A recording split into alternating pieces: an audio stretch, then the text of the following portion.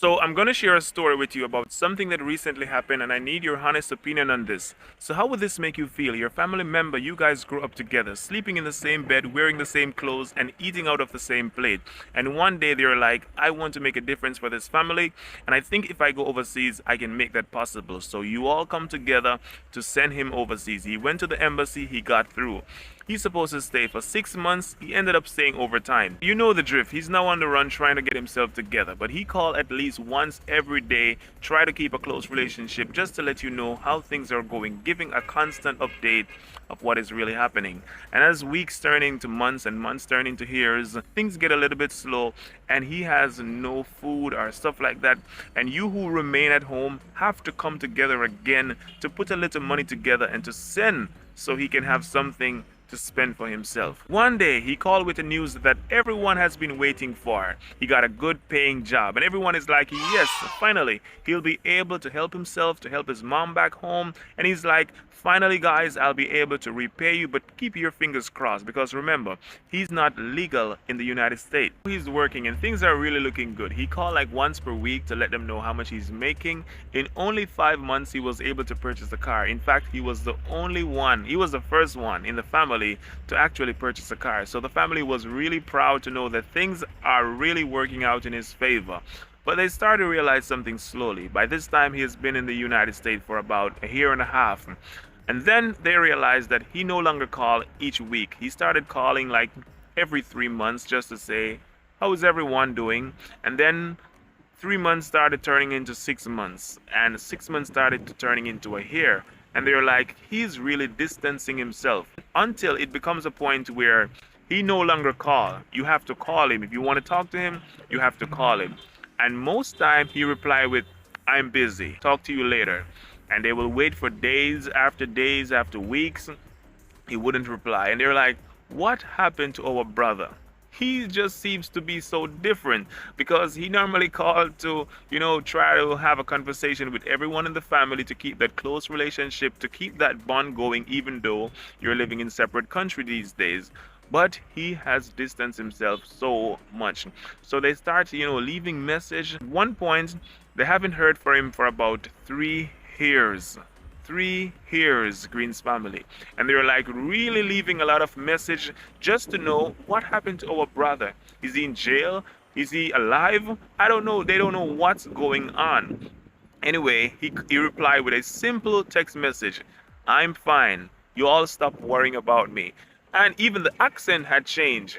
He doesn't that's not even the way he used to talk. So they're like, this really seemed odd because we grew up with our brother together.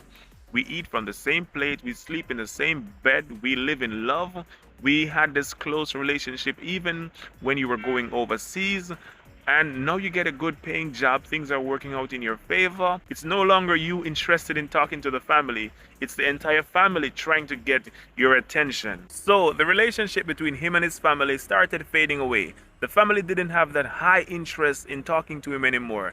They feel as if they were bothering him, just calling, texting, no one replying, and he lost interest in them long ago. Let me tell you this, Green's family, money does not change anyone. Money only reveals who people are. So they were like that from the beginning, just waiting for that opportunity to express themselves. So that was his opportunity. Anyway, his mother have that, love for him still. Let me tell you something. A parent will love their children to the end. Like, for example, sibling will, getting a little argument and they will, let's forget about each other. But the mother, there's a place in their heart for their children no matter what. They will not stop loving their child. His mother was the only one who still has interest in talking to him. His brother didn't want to talk to him. His sister didn't want to talk to him. Everyone lose complete interest. But the mother still want to talk to her son.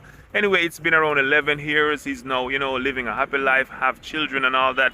And they didn't even know that he have children. Someone went overseas and saw him and came back and he was like, yeah, he's doing okay. He has 2 children. He's living a happy life. And everyone is really happy to know that he's okay. But they're like still wondering, what is it we could have done that caused him to be so distant away from the family? Anyway, it was the mother 70th birthday. and she really wanted to talk to her son for, it's her 70th birthday. Haven't talked to her son in about a decade. She was like demanding the children, please call him, tell him I want to talk to him for my 70th birthday. That's the gift I need for my 70th birthday. Anyway, they call him, they send him text, it's your mother's birthday, she need to talk to you. Please call so your mother can talk to you. He replied with a simple text, tell her happy birthday. And that's it. And they didn't hear from him again. So now they realize that he's completely done with the family. He has nothing to do with the family. Well, 11 years after, which is 2025, I'm going to have to stand up for this one. He called. He's the one who now called. And when he called Green's family, he wanted to know how everyone is doing. How is mommy? How is my brother? How is my nieces and my nephew? And, people are talking to him because they're wondering, like, maybe he's just changed and he's ready to reconcile with the family. And then he called the following day again and said something that shocked everyone. He's coming home. And you're like, what happened? He's being deported, Green's family. All this time, living in America, having 2 children, working, buying car and stuff like that, and living that happy life. Didn't even send $100 back home to the family. Didn't call for his mother's birthday for 22 years to say happy birthday, mommy.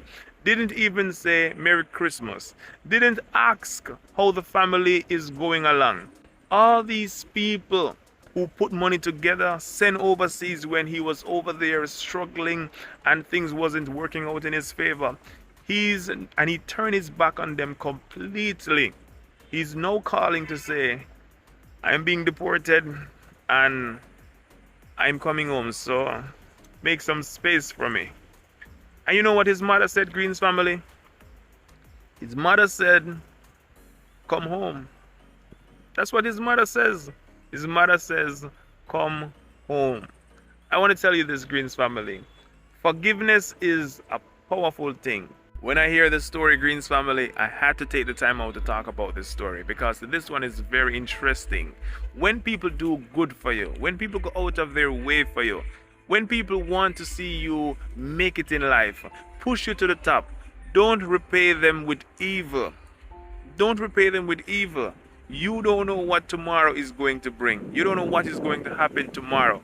I am 100% sure 99.9% of people living in this world will not take him back under their roof. He would have to find somewhere and go, but they will not take him back under their roof. I bless God for that mother who has that, heart of compassion to say, come home, son. It's as if it's a prodigal son. One thing I know is that mother have a good heart, and you don't know what tomorrow holds. So quit betrayal. The table can be turned easily. Remember that.